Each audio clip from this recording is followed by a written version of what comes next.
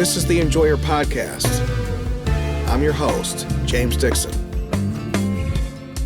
I'm 41, and it's kind of disconcerting that I've had several dividing lines in my life already. One of them is definitely 9/11. You know, in the 90s, I used to think it'd be so cool to be an adult. You watch a show like Friends or Martin. I mean, it looked fun. And then literally months before I become an adult, I'm a senior in high school.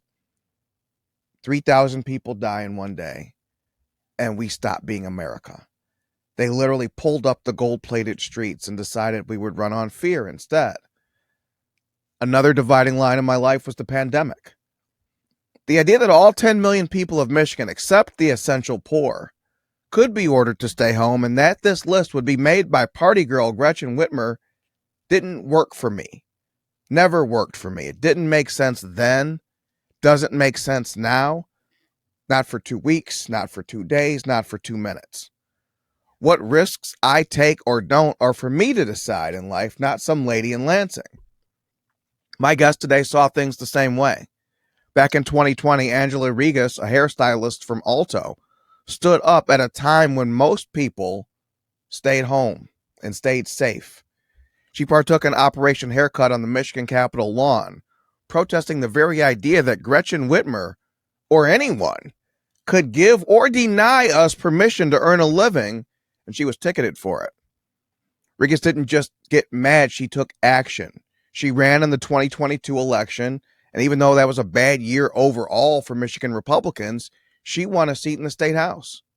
She won re-election last year, and last year, Michigan was the only legislative body in America, the Michigan House, to flip to Republican control. To the victor goes the spoils. And now a woman who has seen the teeth of Whitmer's weaponized government is given a lead role in investigating it. Right now, Rigas chairs the House Committee on Weaponization of Government, and she's joining us today to talk about that work. Angela, thank you so much for taking the time. Thank you. Thank you so much. Yeah, so let's start at the beginning. I love to ask people this question because what happened then can help form our fighting spirit for 2026 and going forward. What's your origin story? To be more specific, how did you spend your pandemic? What happened at Operation Haircut? What happened after? Yes. So in the beginning, when it was kind of scary, you know, the first 10 days or so, watching the media, which we know now that the media was lying. Yeah. When they would show like these images out of New York City with these, we've all seen it, the vans, full of dead bodies. And it was scary. And then once you get over the fear and just kind of your critical thinking kicks back in, it didn't add up. It didn't add up what the government was doing. And being a self-employed person, I worked just part-time. I was very flexible. I'd gotten past the point where I was so career-driven in the industry because I was focusing more on my family time. And I had kids in sports. We have 4 boys. So I stepped back quite a bit and just was doing like a part-time independent position. Mm-hmm. And I had heard about, we had like gridlock. We had all these protests where people were standing up against the government, and I'm paying attention, taking part in a lot of them. I was at gridlock. I was a lot, very busy during that time, meeting with people, trying to get an understanding of how this group was feeling about the situation, why that group was just blindly complying with staying at home and the fear mongering and all of these things. And I found out about Operation Haircut. What a great way to use my craft to also send a message to the government that you're not going to take our ability away to make a living based on their fear of what could or could not happen. Right. So I participated in the protest that day. I was charged with a misdemeanor for taking part in that First Amendment, permitted protest, and I eventually won my case in court. But it was about a year and a half or more of just uncertainty where I could go to jail or I could lose my license. And we had Carl Mankey, of course, was with us that day. Mm-hmm. He stood with us, just how we kind of stood with him going through his kind of separate situation.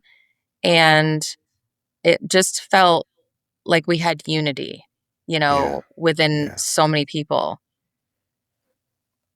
So as I was being ticketed and charged as a criminal for cutting a hair, not not burning buildings, not breaking windows, not rioting, but Which just did happen in it did happen. 2020, just Yes. not at the protest you were at. Right, right. And I will touch on that in a second because this is where it gets even funnier is Mm. that when the police were ticketing me, giving me a citation for disorderly person, that's when I decided to run for state house representatives. At that time, the Republicans had the majority, but not a lot of the Republicans were standing up in the matter that we wanted them to. And I wasn't in the government at that time, so I cannot speak for kind of what was going on internally. But on the outside, we needed we needed fighters. We needed people that were unapologetic That was and the time when you needed someone to speak up for you. You needed to be represented at exactly the time the governor was saying there is no representative government. right, I am the government. right, And yes, there was official pushback, but it took way too long, and it didn't feel like they ever captured our anger. correct, correct. Mm. So I had never been in trouble like that before, other than a speeding ticket, right? So, Gretchen Whitmer had come on the television the day prior to the event, and this is what she did, right? We all remember these press conferences Oh where yeah. she would come on and the death toll, the death count, and these things are happening, and mask up, vaccinate, stay at home, don't let your kids play with their friends. Mm-hmm. Um, don't even try to go fishing in your boat with a motor or um, go to the golf course and outside and all of these things. It was traumatic for a lot of us. And I Mm. just was like fed up with it. And I said, no more. I'm going to, um, my husband and I and our kids, we're going to live our lives as normal as we can under these Yes. circumstances. And we're Yes. not going to let the government scare us. Um, and we're Christians. So, we have a higher faith in things, and what they were pushing was dangerous. The fear that they were pushing, not allowing us to worship or anything. They wanted us to be solely dependent on the government. Yes. And and then, when I Which won my which which election. you would never arrive at that from the book we read. Right. Right. I think about in the Bible where the king issues a prayer lockdown, and the first thing Daniel does is goes and prays. That's the book we read. That's the tradition we come from, where we don't say, what does the lady governor say? We say, what does God say? Correct. And I found it stunning how churches went along with the whole routine and with the idea that the government could close them. And then you saw how many got those PPP loans, and oh, so you were on the take to do that. You're part of the regime. You're not leading with faith. And so it it was a mask off moment. Hmm. At the time the world was putting their masks up, people were taking their masks off and showing us their real character. Yeah, they were. They absolutely were. And unfortunately, a lot of establishments and churches, even if they didn't believe in what was happening, Mm-hmm. felt forced to comply because this was a ripe situation for the governor and the attorney general to weaponize state government against the people who did not align politically with their ideology and their fear mongering during that period of time. So, Let me ask you this. mhm. What was it that made you feel the need to, because a lot of people grumbled, a lot of people tweeted, but you repeatedly, whether it's 2A, whether it's, gridlock, haircut, you showed your face at a lot of these things. Was that you prior to this? And if not, what about this circumstance that got you there? No, that's a funny question because I'm actually quite introverted. Mm. I'm quite introverted. I don't like a lot of the social situations, but this country is so great. Yeah. And as a mom, you have to set an example. You have to set an example for your kids. You have to set example for other people that are maybe not strong enough mentally to take those stances. So the joke around Lansing obviously is that I'm an introvert and I'm kind of awkward, but if you mess with my freedom or my family, I will be the most extroverted person you've ever seen. So So it brought something out of you. yes. Did you not know it was there, or was this something that was maybe you're an athlete and had repressed that fire? Maybe it had showed itself in different manners before, or was it totally new? It was new, and I didn't ask to be put in this position. I just felt compelled to stand up and do something, even if it was uncomfortable. Was it uncomfortable? It was very uncomfortable. It was very uncomfortable. What's But, uncomfortable about it? putting yourself out there can be uncomfortable. A lot of people will respect you and look up to you and be inspired by that. But in the beginning, you're facing ridicule, you're facing harassment. People will stalk you. They will just because you don't believe in their ideology. And we don't stalk liberals for, No. their business. We're about freedom. We don't care enough about them to stalk them. Right. Right. For sure. Because when I'm off this and when you're off this and you're at home, it's about your family. Yeah, And we have there's things to something do. I would guess you share in this belief Yeah. that there's something off-putting about a person who, imagine it's a beautiful Saturday, you're watching Michigan football win the game, and somebody knocks on your door and it's a politician asking for your vote. They could be with their family, but instead they're knocking on my door. Mm-hmm. I find that not quite right. What say you? Well, I mean, when we were campaigning, we had no choice. We had to get out our message and talk to people. But during that period in campaigning, people were more receptive because people were wondering, how is the government able to do these things? Right. So that's when I was campaigning. And That question, yeah, how is the government able to do these things? yeah, Man, because you let them. yes. Because you let them. People were eager to learn about government during COVID, how the government can do this. Why can the government do this? Do they have the ultimate authority? And I think that you should always question authority. Yes, I'm a Republican, but I would still question President Trump if he was acting in a way I did not agree with. Like he did in 2020. 15 days to stop the spread came out of the White House. Sure. And it's that spirit of fear. It's that capture by bureaucrat, Fauci in that case, and the Dr. Burks or Bricks or whatever her name was. They made him feel like he didn't have a choice, but he did have a choice, and he did say 15 days to stop the spread. And my problem was always this: what was going to happen on day 16? I don't think no one knew. No one knew. But you look at our state government, and I believe they knew that there was nothing that they could do. And they used this, 14-day flatten the curve, whatever it was, and turned it into months and months. Years. So this thing left a psychological scar on people. It did. Do you have children? I have a stepkid, 19. Okay, well, that's rough. That's a rough age right now. Those were very tough years. Absolutely. Mm-hmm. My 15-year-old, he's 15-year-old now. He's 15 now. He's social butterfly, sports, athlete, all these things. Suddenly had to sit home and do virtual school. He began to show signs of obsessive compulsiveness, hand washing over and over, stress, anxiety. His sleep patterns were disturbed. And he didn't go to the neighborhood school. He goes to a charter academy. So it's not like his friends live in the neighborhood.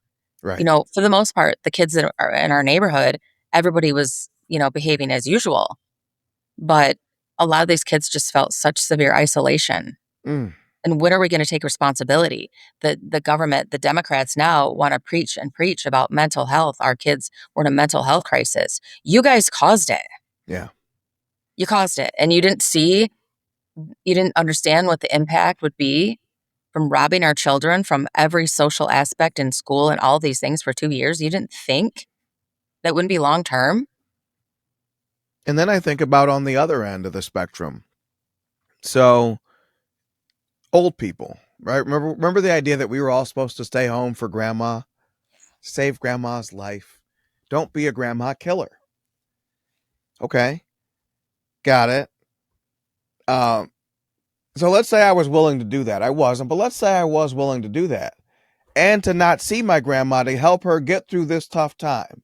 And these are the sacrifices I'm willing to make. I think even that person would be alarmed by, if I can't see grandma, why are you bringing sick people in to live with grandma? Absolutely. You talk about weaponized government. Mm-hmm. If COVID was what Whitmer claimed, then that was in effect an act of bioterrorism, bringing known pandemic affected people, as they might call them, pandemic affected people, old people, to live with people who are just old. Right. And so now everyone catches it. All which did what? Raised death tolls and made people say, oh my God, this thing is a real crisis. But the crisis was largely man-made. Mm-hmm. Yeah. And the stories, and I mean, you look at the images from during that time, and little kids are standing outside the windows at the nursing home or FaceTiming, and it's unacceptable.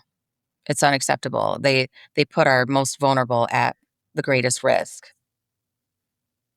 I didn't have And, a relative in a and so nursing when home you during look that period. at death tolls, Yeah. most of the people who died from COVID, like 75% were 65 and up. Right. It's who you would expect. But would anyone ever say that 75% of Whitmer's attention was on old people? Instead, it was spent telling people who are as healthy as she is, who, when Whitmer needed to travel to Florida, when she needed to go to Biden's inauguration, when she needed to push tables together at a restaurant, she was able to make that choice and take that risk for herself. Sure. But when you needed to feed your family, you were non-essential. What I would like to know is that there was a Biden rally a few days prior to the announcing that Michigan had COVID. We had COVID case positive in Michigan. I would like to know when Gretchen Whitmer got the notification that COVID was in Michigan. Did she I get it am so prior happy to? you said that, because as you investigate weaponization, please look at this. As I've studied the pandemic, there's actually two faces of it's just 2 weeks. So we had a story about this, and on February 27th, 2020, this was in a New York Times Magazine piece. Khaldun briefs Whitmer and says, I believe COVID's in Michigan. On March 10th, the day of the primary, 2 cases are discovered. Mm-hmm. And when you watch that press conference, first of all, it takes place like soon after the Biden rally, right? Mm-hmm. And when you listen to Khaldun's explanation, people, the 2 tests came to Lansing to where? I don't recall them ever saying, if you think you're COVID positive, come to Lansing. They came to Lansing. Neither one of them lived in Lansing, I believe. Came to Lansing to get tested and were since hospitalized for COVID. Then when you hear at the announcement, at the one where they're sad, Khaldun says that those tests came in hours ago. So even if you allow the vote, there was no reason to allow the rally if COVID is what you say. Right. Then you add in Whitmer calling the Biden event a super spreader in her memoirs. Okay, but if there was officially 2 cases in Michigan, as far as we know, as far as we were told, right? How could that event be a super spreader?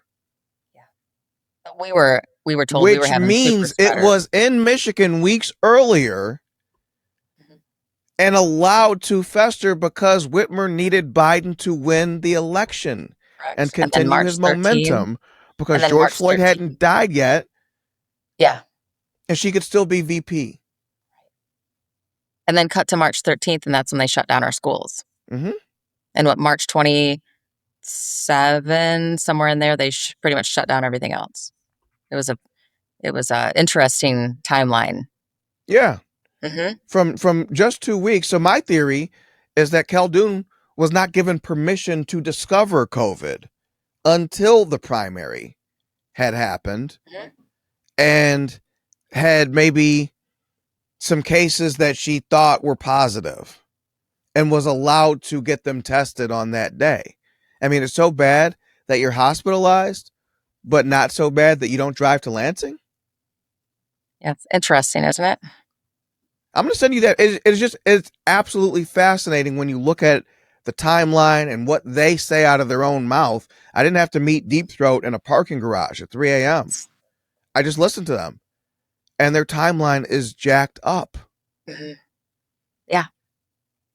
So if COVID is the big bad wolf was allowed to get bigger and badder for 2 weeks. I think our state government was the big bad wolf. Yeah. Yeah. So, and now we're digging into all of it. What's your husband think? I mean, so I don't, know, your whole family history and everything. I don't stalk people, but he's known you for X amount of time, known you to be one way. Then the Whitmer orders come down and this whole new side comes out of you. Mm-hmm. What did your family make of this? Well, he was supportive. Was he shocked? No, he wasn't. That's the funny thing. Because he really knows you. I guess he does. Yeah, I think he knew me better than I knew myself. Yeah. So, not uncommon. Yeah. So, I mean, it's difficult, like being here in Lansing and being a representative with the schedule sometimes, right? Yeah. But we manage and juggle and do all of those things to make it work. So, and so my youngest, he's 8 years old. When he was to start kindergarten, we were kind of talking like I would return to the workforce full time, but so okay. I didn't know it would be this, but man. Yeah. So isn't that incredible? Yeah. So yeah, let's do this. Let's hop back in the time machine, February 2020. Before any of this happens, if you had to imagine where you'd be by, what is this, May 2025, what would you have imagined for yourself in that time period? I was thinking, so I volunteered for different political candidates. I had been a precinct delegate. I enjoyed working part-time. Like to do things around the house. I like to garden, things like that. Flower garden. Mm-hmm. Last year, I didn't even plant flowers. I didn't even have time. So oh, man. I would imagine that I would be enjoying relaxation more than, I did not picture myself here, but yet I felt compelled to be here. I felt compelled to say something and speak out. And I had a voice that I didn't understand fully how I had gotten that voice, right? And started going to school board meetings and helping other parents stand up and make their voices heard. And I didn't even realize I had that ability. It just came out. So can't put it they in. say that can't God put it back doesn't now. call the equipped, he equips the called. And that sounds like a lot what happened here.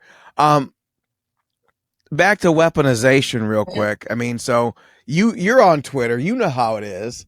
A lot of Republicans still view the 2025 Republicans along the same lines of the ones you were talking about in 2020. Yeah. So even though you would have stood shoulder to shoulder with these people in 2020, now that you're in, they might view you along those same lines. And so critics are saying nothing's going to come from this. This is just going to be a strongly worded letter. What will result from the weaponization committee, And if you had to set expectations, what can result? Sometimes people want to wonder how you guys haven't arrested anyone yet. You don't have any policing powers. That's not really how it works. Help people understand what's possible, what's likely, what's, best case scenario. Hmm. Well, the naysayers that are criticizing our committee, I believe those types of people don't want to see a resolution because they would have nothing to complain about.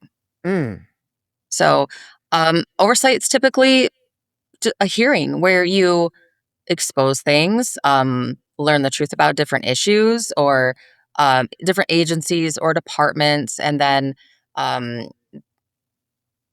make change however you can. Usually that's a rule change or policy change, but we are digging into so many different things that my goal is simple: to expose these issues, mm, hold people accountable, and pass meaningful legislation that will close these gaps and put guardrails up so these instances cannot happen again. So this is deeper than just a traditional oversight committee. Just yesterday, we had the Mackinac Center for Public Policy come in and testify. my old So we, stomping grounds. yes, so we had our committee. Um, we had two high-profile COVID cases, weaponization cases come in. And now we're having the agency come in that's going to help us better address those specific kinds of weaponization to help put legislation in place to prohibit those actions from happening again, to put together an actual emergency plan for the state of Michigan that the governor would have to follow. Mm, The legislature would be involved. It's going to be a big haul, and it will definitely not be an overnight change. But we have mountains of oversight to go through. We have agencies that have so much power. We need to claw back some of that power from these mm-hmm. agencies, these unelected bureaucrats, and put it back where it belongs. So reading between the lines, and there's also a reality that has to be accounted for. We need to reteach ninth grade civics, I think, because in the I'm just a bill scenario, the thing you want is outnumbered 1-2, right? Yeah. You have one house, they have the Senate, and they have the governor's office, which means they have more power in that scenario. Mhm. It's a lot of power in a budget scenario, not so much power in a me getting what I want Mhm. scenario. Um, so reading between the lines, it sounds like the most likely outcome is this year, this term, this group can maybe give us a report on what happened and accounting. And if people think that the truth doesn't matter, but then they read journalism all day. Sure. The truth does matter, and you do think the truth matters, or you wouldn't do this stuff. You certainly wouldn't listen to me. We're looking So, at with this issue, we will have approximately 30 bills, and this is a bipartisan effort. so A it's not strong. just Mm-mm. the strongly worded report. No, There's going to be companion packages, correct. and also reading between the lines. Let's say this is something that does take on a partisan flavor in the end. You might need more Republican control of the gavels than you have now to turn things into law. Well, that's always the goal, right? That's the only way we bring common sense back to governance is getting more Republicans in, elected positions, including the governor's position. But there are Democrats that are just as concerned about what happened during the COVID era Mm, that have maybe come to realize these things a little late. But when you're talking about the weaponization of government and state government, that's a nonpartisan issue. So we have should be. Democrats that are It should be. I interested. mean, but road funding should be nonpartisan, and then it's not. Well, that's a little different because they want all the money for corporate welfare and they continuously want to raise taxes. So that's What where I'm we saying, I differ. think the Yeah. similarity I'm hinting at is the Yes. existence of a they and them versus us. There's They, always them two versus, teams. You know what I mean? Yeah, I do. It just is a team sport, and this is why I criticize. I'd love to ask you about your dealings with the Lansing media, because my criticism is of the idea of objectivity itself. Michigan Advance. I have more respect for Michigan Advance being leftist and avowedly so than someone who wants to tell me that they're a man from Mars who just happened to arrive in our state capital, happened to cover the only thing you can cover that has two teams and only two teams, but has no thoughts about which team is best, which team is worst, whose ideas, no personal relationships that color anything. You're just a man from Mars, first, last, and always. Don't tell me that. Tell me who you really are. People say I'm a Republican propagandist. Okay, but what are you? You're a Democrat propagandist. And judging by the results last year, our form of propaganda won. So what are we talking about? Right. What have been your dealings with the Lansing media, especially like the contrast between how they treated you maybe before you got elected and now? So my first term, they didn't treat me much differently than they treated me before I was elected. Okay. Because we're in the minority, and I was a loud voice bomb thrower. Yeah. The representative that gave a speech without a microphone because they refused to recognize me, gabbled down more than any other member for speaking truth. And so I did not, I was not a favor of the media in a positive light at all. And that was okay, because I'm not looking for positive news stories. Just share the truth. Yeah. The truth is, yes, I went to the anti-gun rally that Gretchen Whitmer and Dana Nessel had, and they were and it was terrible what happened in Michigan State. The shooting was absolutely terrible. But to take away guns is not the solution. Secure the damn campus is the solution, and get Or rid of have these. prosecutors charge what's chargeable. Yeah. Yeah. Rather than everyone getting a plea deal and then years later, oh my God, I can't believe it. It's a multi-layered issue with that, right? You had that. You had the gun-free zones. You had the wide open campus, shortage of security. All of these things led to that violence caused by that man. And for them to stand on the Capitol steps and say, and try to scare us, and they're using students as props and their propaganda messaging. They want to rule by fear. Yes, I went down there with a blowhorn, and I interrupted the governor's speech, the attorney general's speech, because they're wrong. They're speaking out of two sides of their mouth. With one side, they're talking about how we must save all children. We need to take our guns away. The other side of their mouth is saying we need to fight for women's reproductive rights, and that means abortion up to birth. Yes. And I have it both ways. Yes. So the media had a field day with me on that I was somehow, anti-student, that's my right. Pro-gun. You're pro the bullets that kill. I mean, they'll say the worst things about you. Yeah.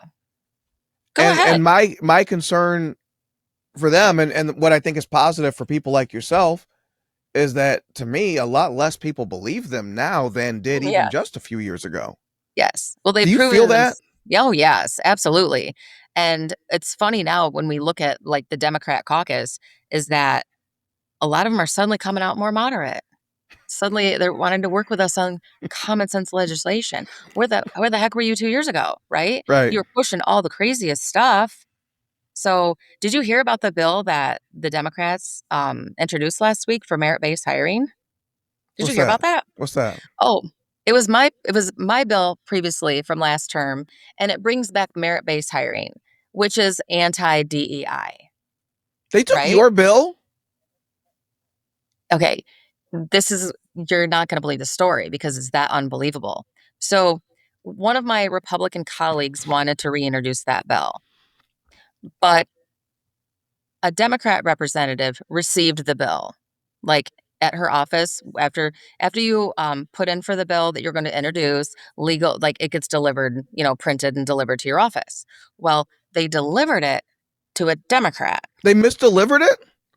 Or did they purposely misdeliver it? It gets worse. You're not going to believe this. It gets worse. So they delivered it to the wrong office, and she didn't read it. She took it to the House floor for co-sponsors. She got 32 two of her Democrat colleagues to co-sponsor this legislation bringing back merit-based hiring. Now, in March, her office sent out an email. I know you can't believe it, can you? Her office sent out an email. It's the pay equity package. Mm-hmm. It's just a bunch of left-wing garbage, right? Involving hiring and practices and, DEI and all this stuff. But they gave her the actual opposite. So not only did she not read that bill, 32 of her colleagues also did not read the bill. Yes. And then she turned it into the clerk's office. And then it got read in and put in committee. And then we were in session last week and they called it emergency Democrat caucus. Gee, what could they be talking about? They just found out that they accidentally introduced merit-based hiring.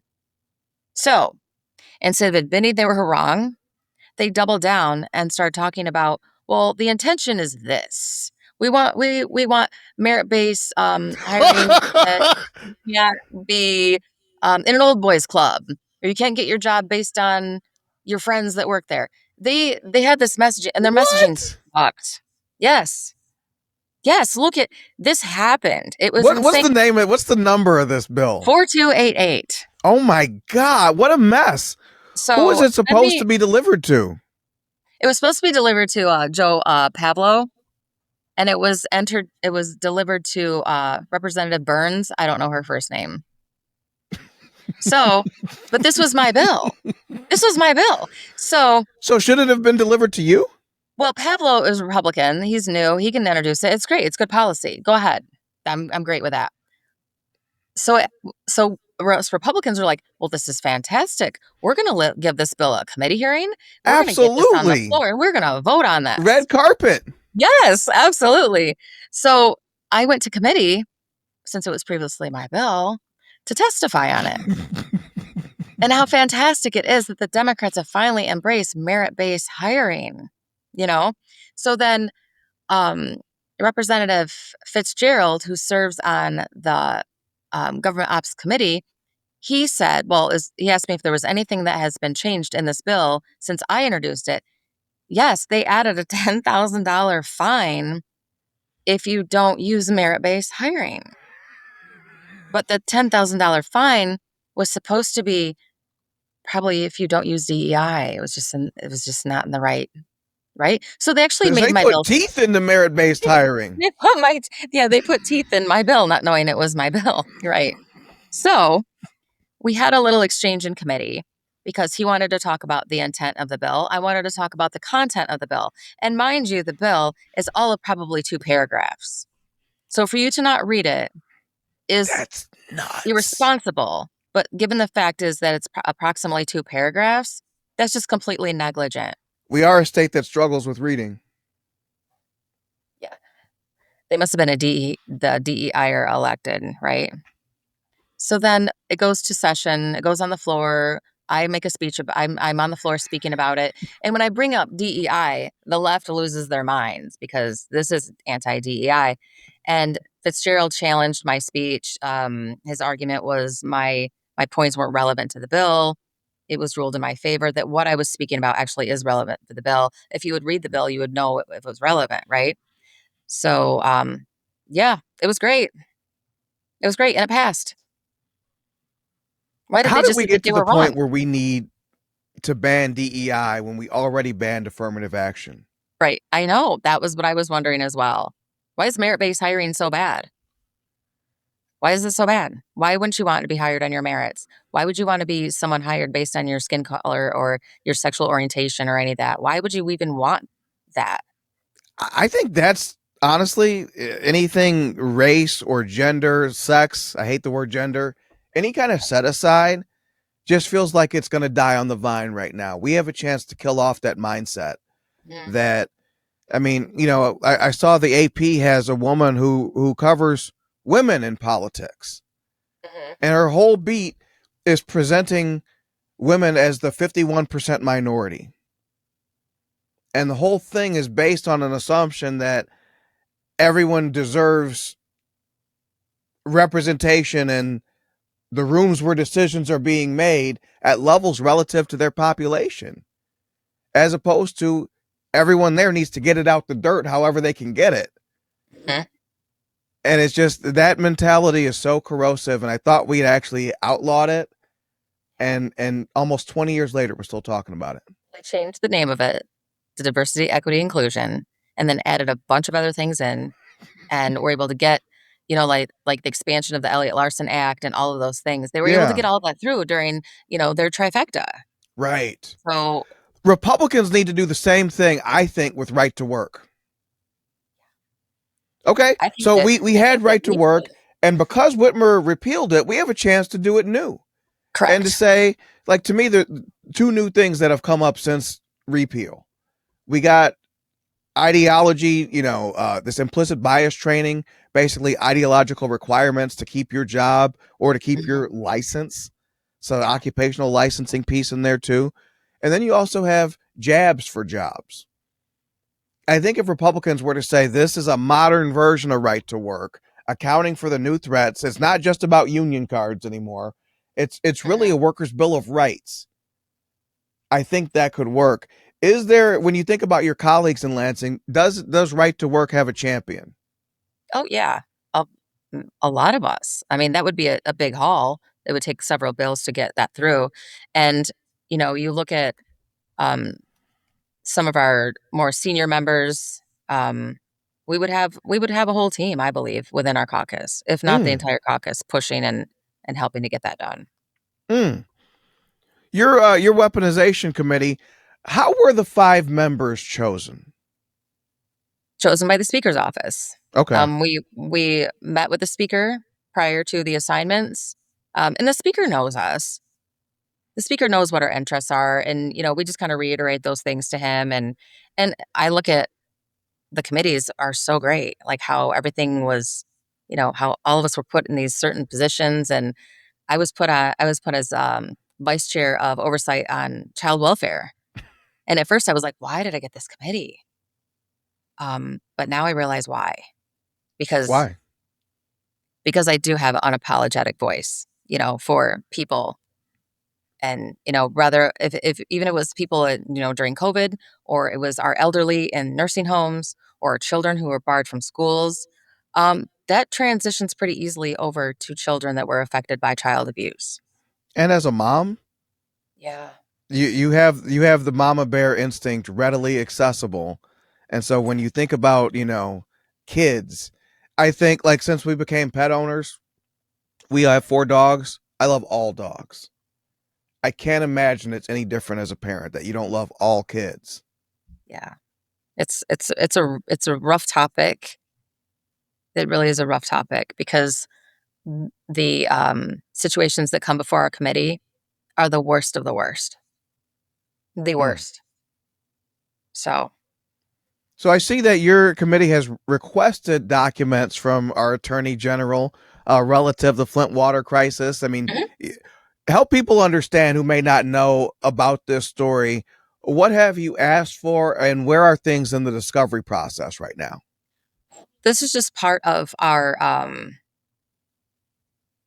goal to find out more about Dana Nestle's inner workings of her office, and to prove that she is such a failed attorney general. She has committed the majority of her tenure as attorney general using that office to weaponize the government against her, political opponents. And we want to get a better understanding of how much taxpayer dollars is she been wasting on being unsuccessful. Right. She posted a So big fat goose egg. No one's going to spend a day in jail. probably Ever. not, Ever. but she won't be governor or anything else. Yeah. We just have to um, prove the degree of her weaponization. And see, that's it. That's what people need to understand about the work you're embarking on. It's not about bracelets, especially when you don't have that power. It's not about arrests. It's not about that stuff. There is value in the truth getting out, because today's truth becomes tomorrow's set of facts that you act on when you're deciding who Hmm. should run our state and Hmm. who should lead our state. Having things into the record, I think I just saw the post about the Pentagon Papers.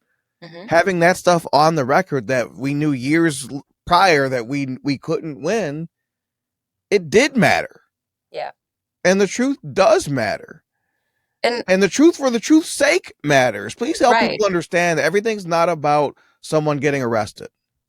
I mean, the people that are complaining loudest about nobody's getting arrested are the people that tend to pay less attention to the nonpartisan area of their ballots anyway. Right? Like, why aren't we paying attention to the judge races, the sheriff's races? If we're going to complain about the outcome of things, why are we not doing our part to ensure that we get better people on the benches and better, officers elected? I'm literally Ultimately, just about to film a video column about that. really, Elections have consequences. yeah, it There's does. going to be And 600 more child killers on the street soon. Overworked prosecutors' offices. Nobody wanted this. There's no right in the Michigan Constitution to do this. But because you have enough Democrats who don't care how things look and how things go, they just decided to create a new constitutional right, and we all have to live with it. Because you didn't think that race mattered. Because Trump didn't make an endorsement in that race. We really have to, as we move to 2026, make politics local again. yeah. And not so affiliated just with Donald Trump. Yes, he's an exceptional man, but he's not walking through that door and he's not appearing on that ballot. This has to be about you saving your state. One city, one township at a time. Yes. So I'm a firm believer in local elections and especially school board elections. And I think it's pretty amazing that since I ran for my first primary and the general to now, my 3 schools in my district are held. The school board's held by conservatives. Republicans now have the majority on those boards. Really? We ran candidates and we helped candidates with their campaigns, managed campaigns, and Really? to get them. Yeah. Is this brand new party? No. Okay. No, this is Angela Rigas' district and she wants it this way. Really?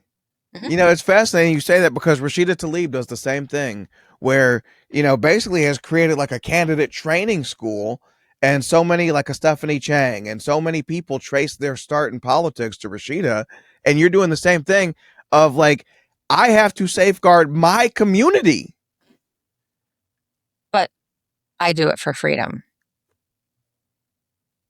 I do it so parents can feel comfortable sending their kids to school without all, the left-wing propaganda in their schools.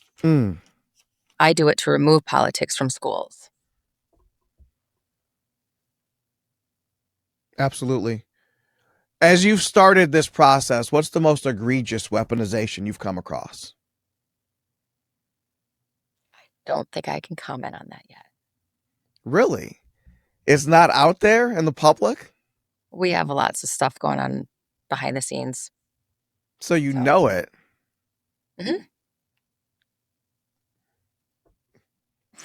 What can you tell me about why you can't tell me? It could be criminal. And what's gone on in Michigan is far worse than you could imagine. That's disconcerting because the stuff we know about is pretty terrible. Arresting a woman or putting it out there that you should arrest a woman so she can't go on Tucker Carlson. Right. I mean, just sending the whole of government after a 77-year-old barber. So, some of the stuff you're looking at, I'm sure, is historic. What weaponization? I mean, can you speak about the extent to which weaponization is still a thing right now as we're sitting here? It absolutely is. Especially when you're dealing with like DNR, Eagle, permitting, all of those things. I don't deal with the election stuff, but we have that in Maine Oversight Committee.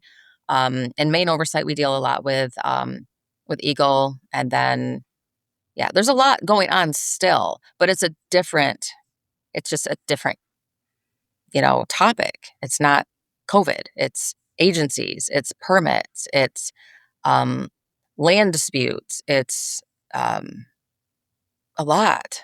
What are people being denied the permits to do?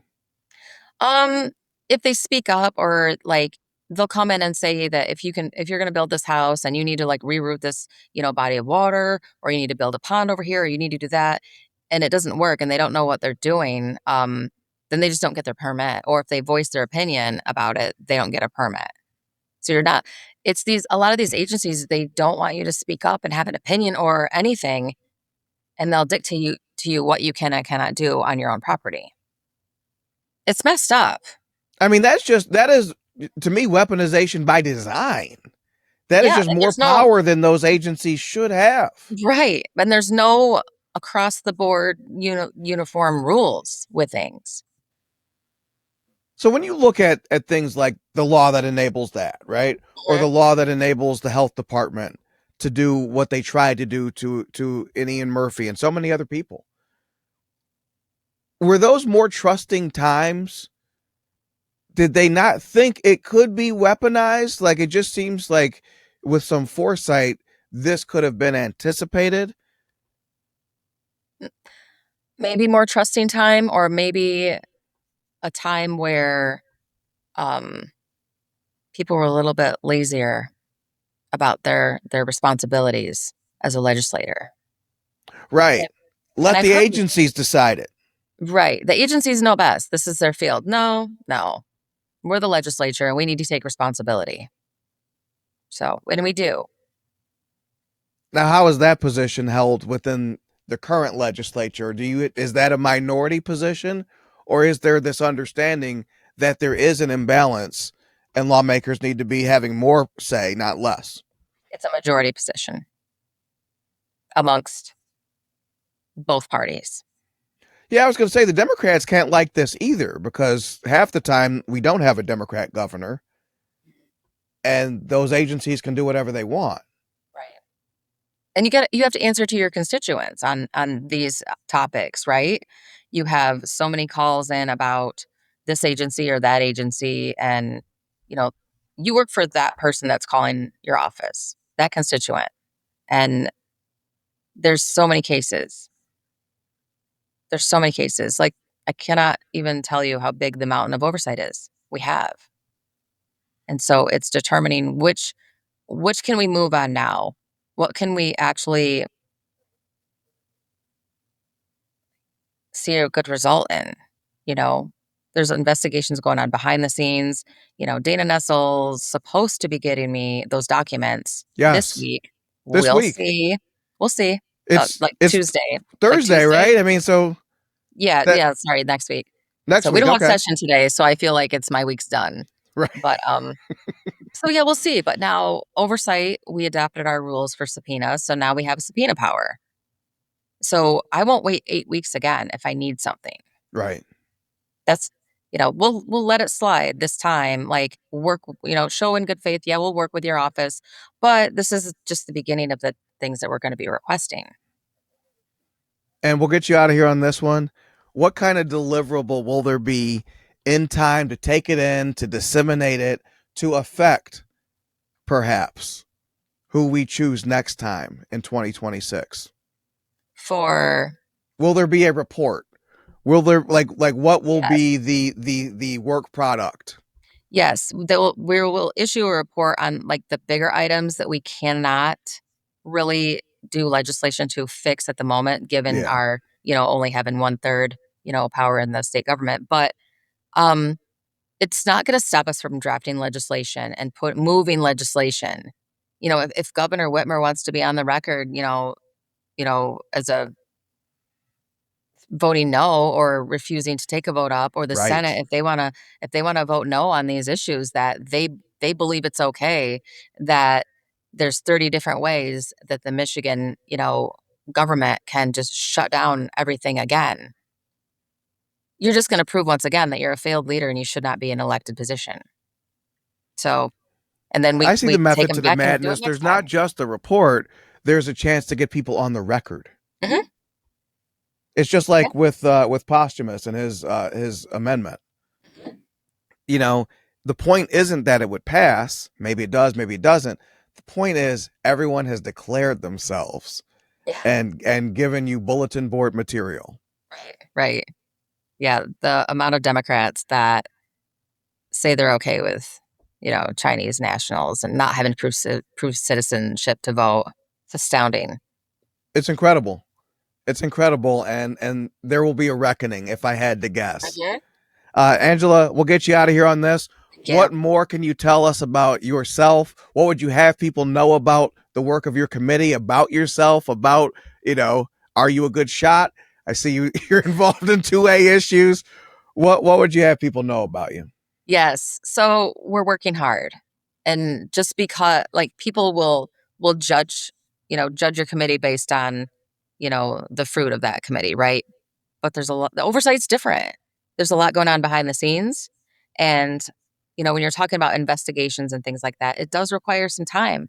But what's hard is the amount of emails that we get in the office or I get anonymous messages and I would like to meet with these people and they say, I can't, I'm afraid. People are still afraid. People are still afraid, but we want to help. If you have a case of weaponization of state government, do not be afraid to speak up because there's hundreds of thousands of them. And if you think your topic is unique, it's probably not. Mm-hmm. And how great would it be if we would stand together on these certain issues to address them and make sure that they don't happen to again. Right. And so instead of these people feeling like they're isolated out here, with the more these stories are told, the more dots can be connected. Mm-hmm. The more this is stronger a the matter case of pattern and becomes. practice and not just individual acts. Right. Stronger the case will become, the more people, that get involved. And you have that absolute right to stand up against a tyrannical government. Yes. Yes. So we have the duty to hand over a better state and a better country than we have right now to our next generation. Amen. So, Angela, thank you so much for taking the time. Thank you. Appreciate it. Thank you so much.